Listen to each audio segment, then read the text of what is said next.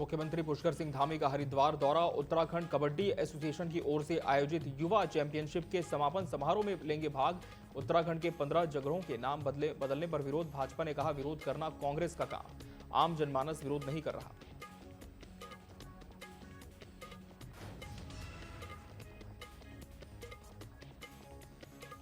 उत्तराखंड में जगहों के नाम बदलने पर सियासत है जारी। कांग्रेस ने किया विरोध, कहा बीजेपी का आरोप, विरोध करना कांग्रेस का काम, आम जनमानस नहीं कर रहा विरोध।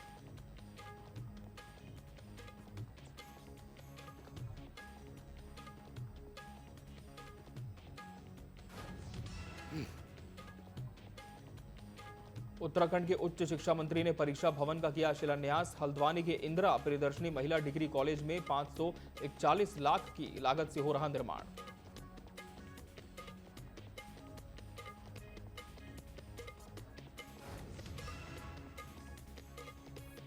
और अल्मोड़ा हल्द्वानी हाईवे पर क्वारब पहाड़ी से लगातार गिर रहा बोल्डर और मलबा। कछुआ गति से चल रहा ट्रीटमेंट का काम। प्रशासन ने मार्ग को रात में बंद रखने का लिया फैसला।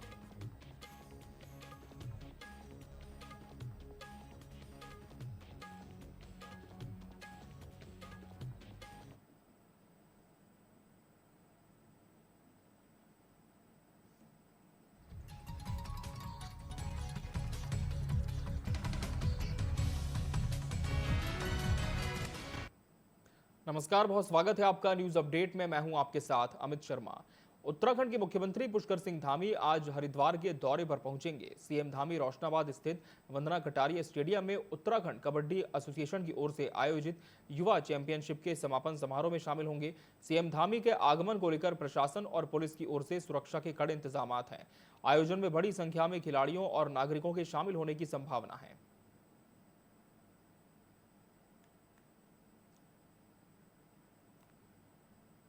उत्तराखंड के 4 जिलों में 15 जगहों के नाम बदले गए हैं, जिनका अब विरोध भी नजर आ रहा है। लेकिन भाजपा का कहना है कि विरोध करना कांग्रेस का काम है, आम जनमानस विरोध नहीं कर रहा। इसको लेकर भाजपा प्रदेश प्रवक्ता हनी पाठक ने कहा कि नाम बदलने से किसी को कोई दिक्कत नहीं हुई है और आम जनमानस ये चाहता था। विरोध सिर्फ कांग्रेस की ओर से किया जा रहा है। कांग्रेस के पास कोई मुद्दे होते नहीं है तो इस तरह की राजनीति करने का कांग्रेस काम करती है।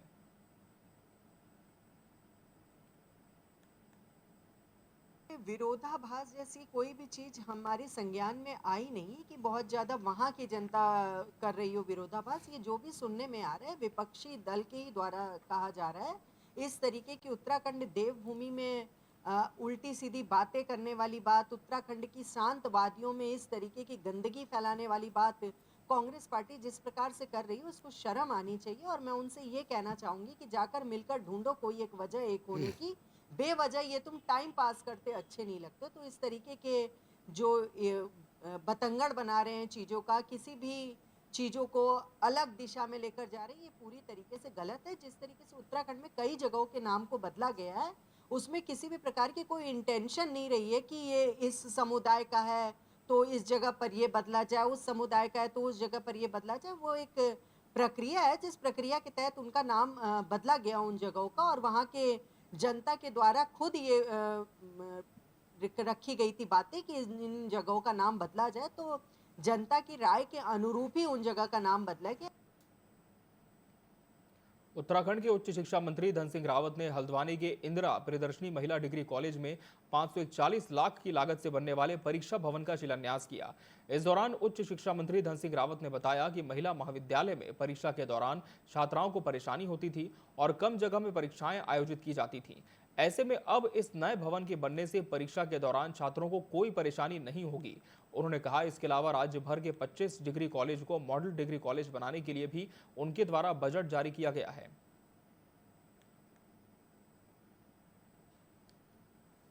पूरे प्रदेश में 18 डिग्री कॉलेजों को परीक्षा भवन दिए हैं। लगभग 5.5 करोड़ रुपए की लागत से एक बन रहा है। उसका मेन मकसद यह है कि लगभग 500 बच्चे एक परीक्षा हॉल में परीक्षा दे सकते हैं। वो मल्टीपर्पज़ भी रहेगा, कभी कोई कार्यक्रम होगा तो वहाँ पे किया जा सकता है। दूसरा, कई बार क्या है कि बच्चे ऑनलाइन परीक्षा देते हैं तो वहाँ पे कंप्यूटर की सारी व्यवस्था रहेगी। वैसे हम 25 डिग्री कॉलेजों को मॉडल डिग्री कॉलेज बना रहे हैं, उसके लिए भी लगभग 70 करोड़ रुपये हमने अब मुक्त कर दिए हैं। और 25 डिग्री कॉलेजों में हम गरीब बच्चों के लिए छात्रावास बना रहे हैं। लगभग 18 डिग्री कॉलेज में छात्रावास बन के तैयार भी हो गए हैं। अभी जो हमारा MBPG डिग्री कॉलेज है उसका भी छात्रावास बन के तैयार हो गया है। एक दिन अभी मुख्यमंत्री जी और हम लोग उसका लोकार्पण करने जा रहे हैं। ऐसे हम लोग उच्च शिक्षा में कई गुणवत्तापूर्व काम कर रहे हैं और मैं कह सकता हूं कि अब उत्तराखंड के हर ब्लॉक में डिग्री कॉलेज खुल गए हैं। अभी हमारा जो गौलापार का डिग्री कॉलेज है उसके लिए भूमि की चयन के लिए हमने कह दिया जल्दी उसका निर्माण हो जाएगा। बाकी सभी जगह बिल्डिंगें बन गई हैं, 100% प्रोफेसर आ गए हैं, 100% प्राचार्य हम भर रहे हैं। और जो हमारी गेस्ट फैकल्टी थी, कई लोग प्रभावित हुए हैं, उनके लिए भी हम कुछ नए पद सृजन कर रहे हैं ताकि वो प्रभावित न हो। तो ये भी हम लोग कर रहे हैं और मैं कह सकता हूँ कि अभी सतत विकास में और न्यू एजुकेशन पॉलिसी में उत्तराखंड टॉप 3 राज्यों में शामिल है उच्च शिक्षा में। देहरादून में अलग अलग जिलों से आए जिला आबकारी अधिकारियों ने बैठक ली, जिसमें डीएम चमोली की कार्यशैली को लेकर विरोधी स्वर उठे। अधिकारियों ने डीएम पर अपशब्द कहने के आरोप लगाए और जिला आबकारी अधिकारी दुर्गेश्वर त्रिपाठी ने प्रमुख सचिव आबकारी और आयुक्त आबकारी को पत्र लिखा।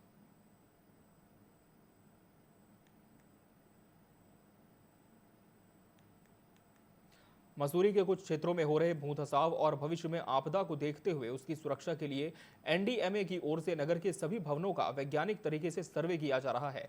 सीबीआरआई की ओर से मसूरी नगर पालिका के अंतर्गत आने वाले क्षेत्र का सभी भवनों का वैज्ञानिक तरीके से निरीक्षण शुरू कर दिया गया है।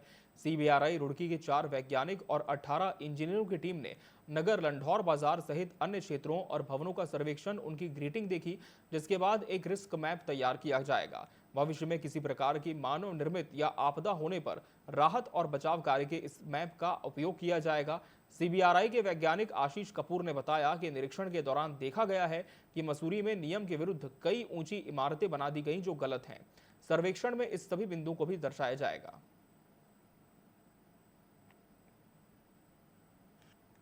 सिटीज जिनका हम सर्वेक्षण कर रहे हैं और उसका एक रिस्क मैप बनाया जाएगा। और जैसे अभी हमारे साथ ये टीम, मेरी पूरी 18 लोगों की टीम यहाँ पे है और हम लोग इस पूरे एरिया को सर्वेक्षण करेंगे। उसके बेस पे बिल्डिंग को आइडेंटिफाई करेंगे कि बिल्डिंग किस कैटेगरी में जाती है, कि उनमें क्या रिक्वायरमेंट है, सेफ़ हैं, अनसेफ हैं, उनमें छोटे माइनर क्रैक्स हैं या मेजर क्रैक्स हैं, या जो भी उसकी कंडीशन होगी वो उसके बेसिस पे हम लोग फिर एक रिस्क मैप प्रिपेयर करेंगे कि इस बिल्डिंग का क्या कंडीशन है। तो एक एग्जाम्पल आप ले सकते हैं, परंतु ये एनडीएमए बहुत एक ब्रॉड लेवल पे देखता है। आप सिर्फ उत्तराखंड ना देखिए, एनडीएमए जो है पूरे देश को देख रहा है।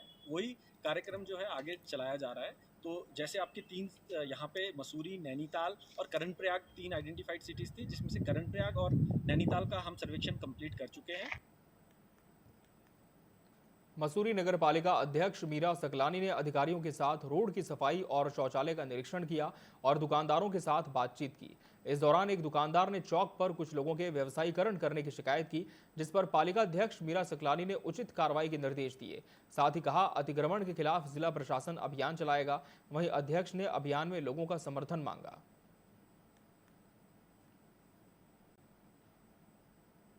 पालिका ने शौचालय के टेंडर अभी लगाए हैं और हम कोशिश कर रहे हैं कि अप्रैल महीने तक वो कंप्लीट काम हो जाए शौचालय का, ताकि बाहर से जो टूरिस्ट आए वो उस टूरिस्ट को किसी भी तरीके की कोई दिक्कत ना हो। तीसरा, मॉल रोड पे, क्योंकि टूरिस्ट अधिकतर मॉल रोड पे घूमता है, तो हमारी कोशिश रहेगी कि मॉल रोड पे किसी भी तरीके की अव्यवस्था न फैले। उन्हीं व्यवस्थाओं को लेकर के यहाँ मैं आज जायजा लेने आई हूँ।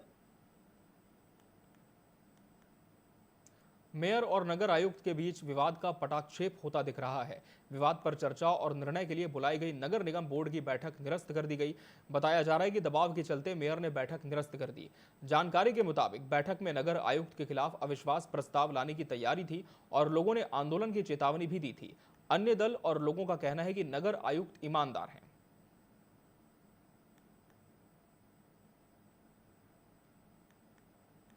केंद्र सरकार के लाए गए वक्फ संशोधन बिल लोकसभा में पास हो चुका है और अब राज्यसभा में इस पर चर्चा हो रही है, जहां इस बिल को लेकर उत्तराखंड महिला आयोग की उपाध्यक्ष सायरा बानो ने केंद्र सरकार का आभार जताया और कहा कि यह बिल समाज की भलाई के लिए लाया गया है और इसके माध्यम से जहां एक तरफ वंचित मुसलमानों को उनका अधिकार मिलेगा, तो वहीं महिलाओं के लिए भी नई दिशा और अवसर खोले जाएंगे। उन्होंने कहा कि वक्फ की जो जमीन कुछ लोगों के कब्जे में थी, अब वहां हॉस्पिटल, शैक्षणिक संस्थान और अन्य गतिविधियां चल सकेंगी।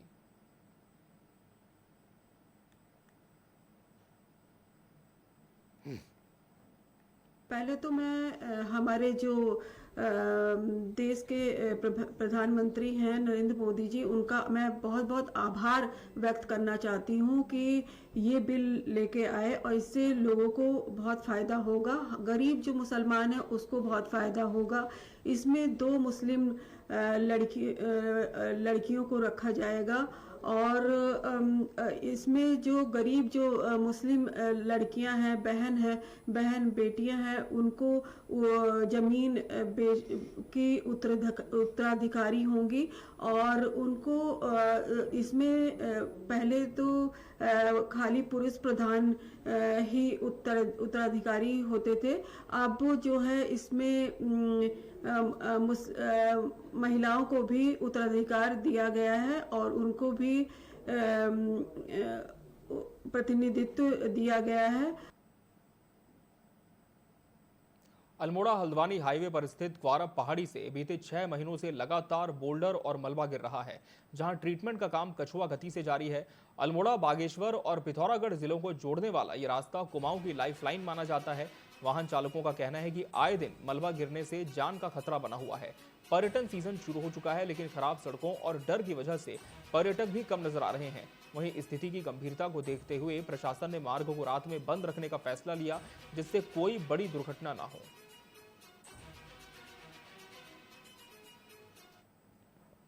पुल की हालत तो बड़ी खराब है, प्रशासन को इसके लेना चाहिए।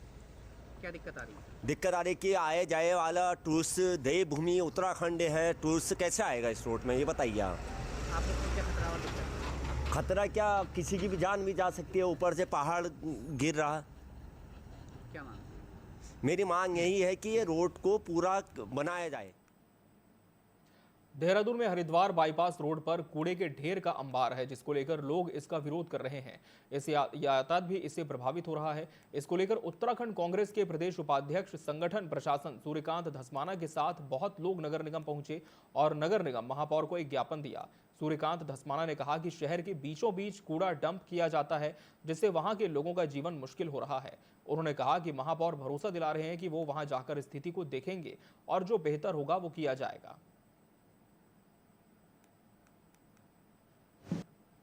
देखिए, देहरादून के बीचों बीच देहरादून स्मार्ट सिटी है और देहरादून में धर्मपुर विधानसभा में कारगी, बंजारावाला, ब्राह्मणवाला, ISBT, माजरा, इसके बीचों बीच कारगी में राष्ट्रीय राजमार्ग पर वहाँ पर नगर निगम ने 8 साल पहले कूड़ा शिफ्टिंग स्टेशन वहाँ पर बनाया था।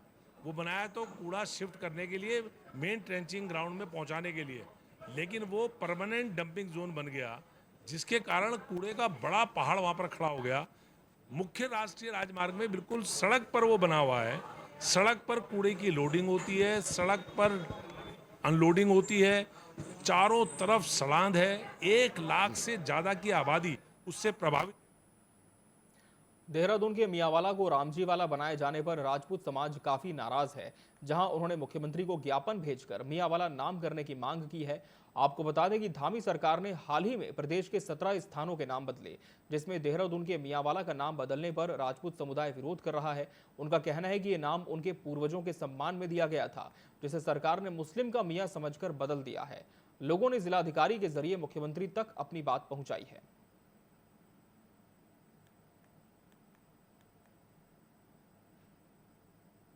हमारा गांव से पहले भी मौजूद रहा और हमको जो है जैसे भी मियाँ की उपाधि दी गई थी नागरिकों को, ये टाइटल है, उसी नाम से मियाँ वाला का नाम पड़ा हुआ। तो हम चाहते हैं कि इससे छेड़छाड़ न की जाए और हमको जैसे जिस मतलब मियाँ वाला के नाम से ही जाना जाए, तो इसमें कोई वो जो है हम इससे कोई कम्प्रोमाइज़ नहीं करेंगे। अभी DM साहब को ज्ञापन दिया हमने, उसके बाद आपके यहाँ प्रेस क्लब में हमारी प्रेस हो रही है कॉन्फ्रेंस, उसके बाद हम जो है विधायक को भी हमने दिया है और उसके बाद हम मुख्यमंत्री से मिलेंगे। यहाँ मियाँ वाला नाम था, हमने इसका नाम रामजी वाला करा दिया, तो उससे क्या सिद्ध होगा? ये कोई अच्छी प्रवृत्ति नहीं है। जिन लोगों ने इस काम को किया उन्हें माफ़ी भी मांगनी चाहिए और इसको नाम बदस्तूर वैसे रखना चाहिए। मेरे माननीय मुख्यमंत्री जी से भी ये निवेदन है कि आप किसी के बहकावे में ना आए। आप अपनी जो है अपने अधिकारियों, जिन अधिकारियों ने यहाँ का सर्वेक्षण किया, उन अधिकारियों को भी पूछा जाए कि आपने किन लोगों से पूछा, कौन वो लोग थे जिन्होंने ये बताया कि ये मियाँ वाला जो है मुसलमानों का गाँव है।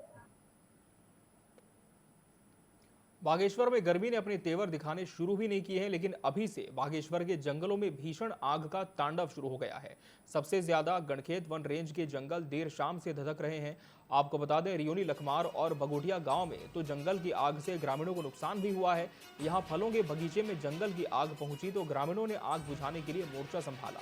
सूचना पर वन विभाग की टुकड़ी भी पहुंची और लगातार आग बुझाने के प्रयास अभी जारी है।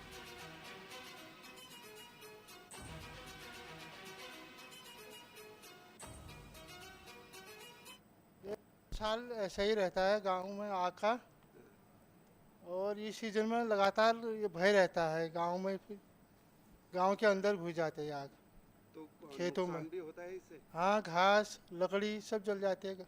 वन विभाग से बहुत लेट में आते हैं, आने को आते हैं। अभी आए, ये कल से आग लगी है, आज आए। ये कल शाम से ही आ रहा था इस साइड से, लेकिन सुबह होते हुए ही धुआं हो गया था पूरे गांव में। और सुबह जैसे ही धुआं ज़्यादा हुआ तो मैं हमारे घर से लगभग 300 मीटर दूर पड़ता है ये तिलसारी के हैं जगदीश पांडे जी, ये उनका कीवी का बागान है बगल में। तो बड़ी मुश्किल से कोई था नहीं, मैंने अकेले ही काफ़ी देर तक आग बुझाई। और उसके बाद मैंने पांडे जी को भी फ़ोन किया, और वो भी उनके आने तक तो बहुत सारा नुकसान उनका हो चुका था वहाँ पे। और ड्रिप पाइप, कीवी के पौधे, तो बहुत बड़ा नुकसान हो रहा उनका। संसद में वक्फ बिल पेश होते ही देश भर में हलचल तेज हो गई है। इसी कड़ी में मंगलौर में मुस्लिम समुदाय के लोगों ने भी जोरदार विरोध प्रदर्शन किया। प्रदर्शनकारियों ने प्रदेश वक्फ बोर्ड अध्यक्ष शादाब शम्स और मदरसा बोर्ड अध्यक्ष के खिलाफ नारेबाजी करते हुए उनका पुतला दहन किया। इसको देखते हुए पुलिस और प्रशासन मौके पर पहुंचकर प्रदर्शनकारियों को समझाने का प्रयास करते दिखे, लेकिन विरोध उग्र होता देख पुलिस को कार्रवाई करनी पड़ी। इस दौरान कई प्रदर्शनकारियों को हिरासत में लिया गया।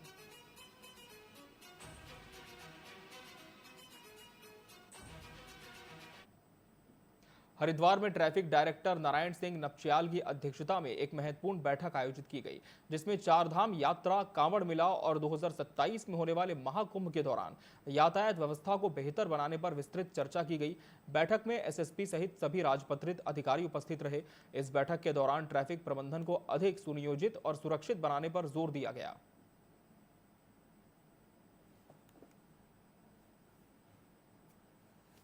कुछ ही दिनों में हमारा चारधाम यात्रा शुरू होने वाली है, और 2027 में जो प्रस्तावित कुंभ है उसके दृष्टिगत हरिद्वार पुलिस के साथ हमारी मीटिंग हुई है। तो उसमें जो हमारा चारधाम यात्रा और कुंभ में जो ट्रैफिक का हमारा आवागमन रहेगा विभिन्न हमारे जो रूट्स से, तो उसके संबंध में हमने इसके निरीक्षण यहाँ की हमारी जो कोर कमेटी है देहरादून की, एसएसपी हरिद्वार की नेतृत्व में जो कोर कमेटी बनी हुई है, तो उसके साथ मेरे निरीक्षण किया गया। तो उसमें हमने सारे जो रूट प्लान है हमारे कि कैसे ट्रैफिक और पब्लिक का फ्लो आएगा, और उनके लिए स्थायी और अस्थायी जो पार्किंग्स होंगे, और कैसे रूट्स को व्यवस्थित किया जाएगा, कहाँ पर हमारे इंफ्रास्ट्रक्चर बैरियर्स वगैरह जो लगेंगे, कहाँ हमारे मैन पावर डिप्लॉय होगा, तो उस संबंध में जो है पूरी विस्तृत चर्चा की गई है।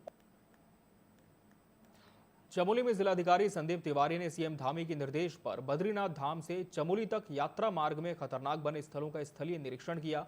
इस दौरान उन्होंने बीआरओ और एनएचआईडीएसएल के अधिकारियों से सुधारीकरण कार्य की जानकारी लेते हुए आवश्यक दिशा निर्देश दिए। वहीं उन्होंने अधिकारियों को बद्रीनाथ धाम की यात्रा शुरू होने से पूर्व हाईवे को सुचारू यातायात के लिए तैयार करने के निर्देश दिए।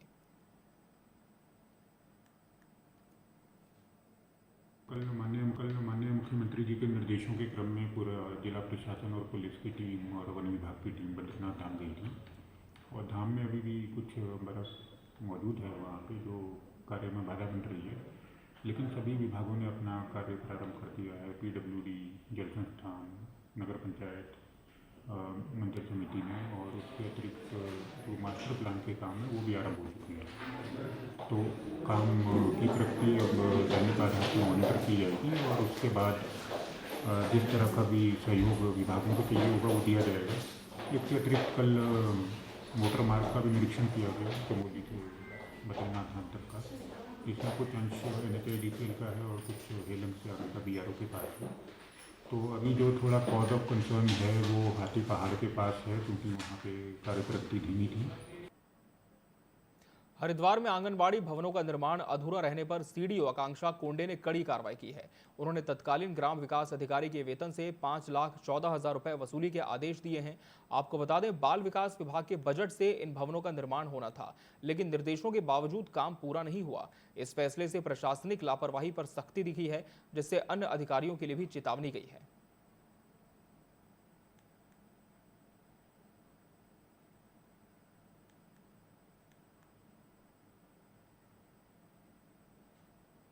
ये ब्लॉक भादराबाद में बाल विकास विभाग और नरेगा के कन्वर्जन से जो आंगनवाड़ी हमारी बनती है, उसमें हमारे ग्राम विकास अधिकारी ने जो हमारी आंगनवाड़ी बन रही थी उसमें जो खर्चा है वो पूरा 10 लाख के आसपास का दिखाया था। जबकि जब भौतिक सत्यापन के लिए टीम भेजी गई और वहाँ एमबी की गई तो वो 5 लाख ही काम वहाँ पे पाया गया, और जिसके सापेक्ष जो 5 लाख की है जो वसूली बनती है, जिसमें जो पेमेंट है वो गलत तरीके से किया गया है, और जिसमें ग्राम विकास अधिकारी हैं उनके विरुद्ध कार्रवाई हेतु और वसूली हेतु लिखी गई है। चमोली में तैनात जिला आबकारी अधिकारी को आबकारी आयुक्त हरीश चंद्र सेमवाल ने तत्काल प्रभाव से देहरादून अटैच किया है। आदेश में आयुक्त ने जिला आबकारी अधिकारी के स्वास्थ्य कारणों का हवाला दिया है। आबकारी मुख्यालय देहरादून में आज आबकारी कर्मियों की बैठक में निर्णय लिया गया कि 3 दिनों के भीतर कार्रवाई को तत्काल वापस लिया जाए। वहीं शिकायत वापस न लेने पर आबकारी कर्मियों ने आंदोलन की चेतावनी दी है।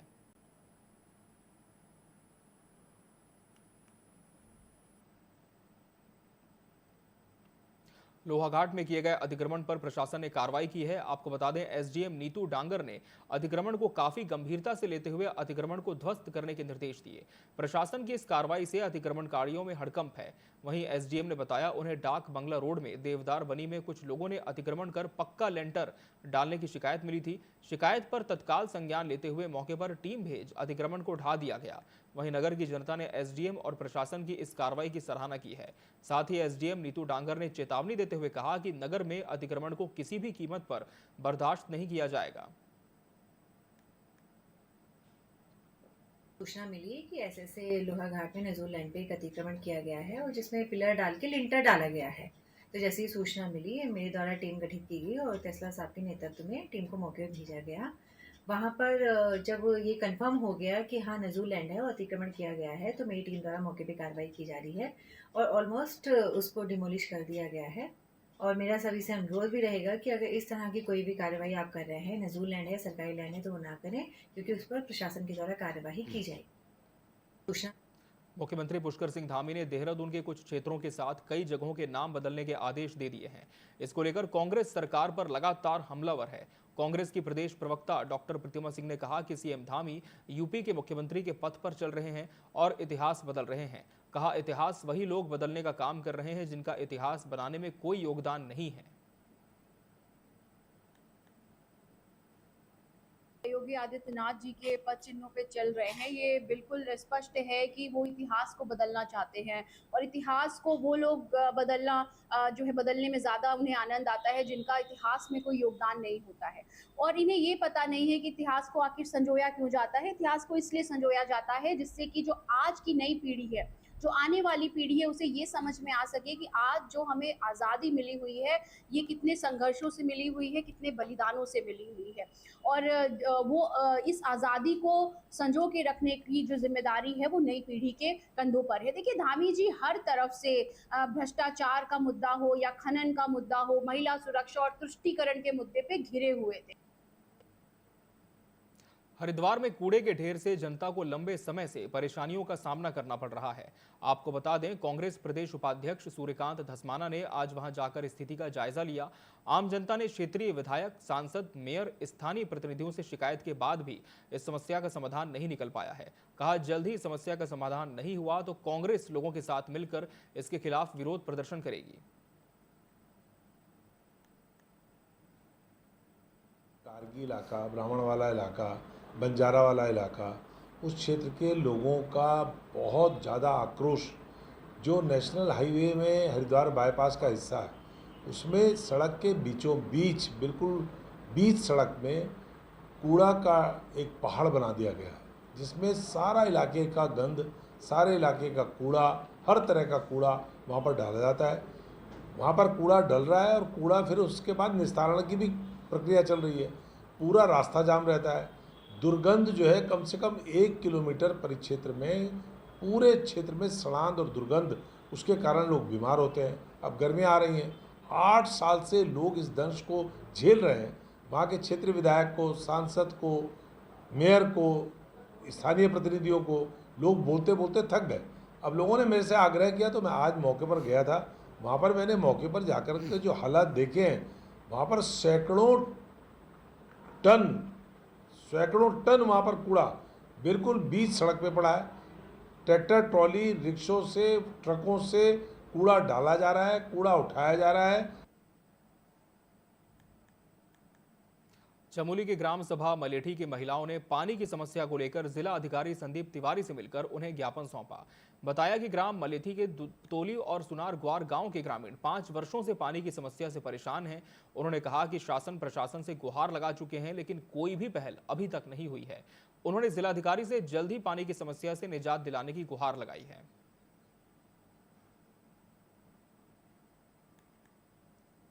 समस्या यह है हमारी कि हमारे गांव में 5 सालों से पानी की बहुत समस्या थी। तो 5 सालों से इतने परेशान हो रखे हैं कि 2 किलोमीटर पानी लेने जाते हैं हमारे बच्चे। इतने छोटे बच्चे हैं कि 1 साल या 2 साल के बच्चा इतने दूर जाता है 2 किलोमीटर पानी लेने के लिए। बहुत बड़ी समस्या है, बूढ़े लोग हैं, सभी हैं, लेकिन कभी कहीं गिर जा रहा। पानी की ऐसी समस्या है, इतने दूर जाते जहाँ पे कि पहाड़ है, कभी कोई बच्चा गिर जाता है, कभी भैंस पड़ जाती है। तो हमारी मांग यही थी कि पानी और सड़क 2 चीज़ है हमारी मांग है। लेकिन सबसे पहले हमें ज़रूरत है पानी की। पानी अगर हमारा जो पुराना पानी था, जो हमारी पुराना पानी था कि खेती और जखेट है मेरे गाँव, उधर मेरे गाँव का नाम मलेठी ग्राम पंचायत है और मेरे गांव का नाम दुगतोली है। और हमारी इधर जो खेती ग्राम पंचायत है उसमें जो सड़क गई ये PWD वालों की जखेट में। तो जखेट में जो सड़क गई, उन्होंने जो हमारी पुरानी लाइन थी वो तोड़ के उन्होंने जो पाइप लाइन था वो जो पाइप लाइन था हमारे वो अस्त व्यस्त कर दी। वहाँ पे हमने प्लास्टिक वाले पाइप लगा रखे हैं। तो वो लोग कभी कोई खींच के ले जाता, कभी कोई खींच के ले जाता। तो हमें बहुत बड़ी परेशानी होती है पानी की।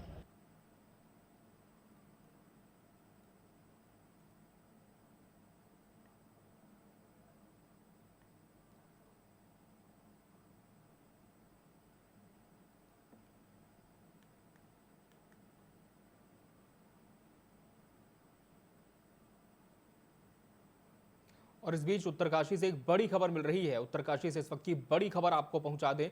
मां यमुना के कपाट खुलने की तिथि की घोषणा हो चुकी है। इस वक्त की बड़ी खबर आपको बता दें, मां यमुना के कपाट कब खुलेंगे इस तिथि की घोषणा हो चुकी है। 30 अप्रैल को खुलेंगे यमुनोत्री धाम के कपाट। 30 अप्रैल को यमुनोत्री धाम के कपाट खोले जाएंगे। अक्षय तिथि के उपलक्ष्य पर कपाट खुलेंगे। यमुनोत्री पुरोहित आज यमुना जयंती पर घोषणा की है।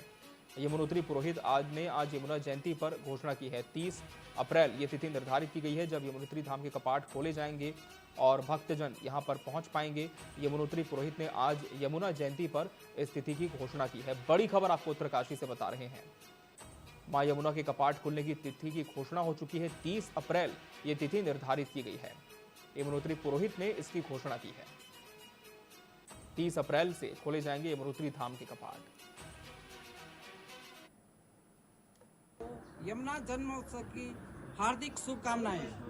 आज यमुना जी जन्मोत्सव के शुभ पावन अवसर पर यमुना जी के ग्रीष्मकालीन कपाट खोलने का शुभ मुहूर्त तय किया गया है, जो कि 17 गते वैशाख अक्षय तृतीया शुक्ल पक्ष 30 अप्रैल बार बुधवार, नक्षत्र रोहिणी नक्षत्र, योग शुभ योग, समय 11:55 पर समस्त श्रद्धालुओं हेतु मां यमुना जी के कपाट विधिवत मंत्रोच्चारण के साथ यमुनोत्री धाम में खोल दी जाएंगे। जय श्री यमुना मैया की। जो खुशी मठ से प्रस्थान का समय रहेगा 8:28 पर समेश्वर महाराज जी की जो डोली है वो यमुनोत्री धाम के लिए प्रस्थान करेगी। जय श्री यमुना मैया।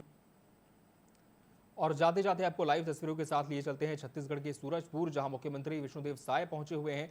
कुदरगढ़ महोत्सव का समापन कार्यक्रम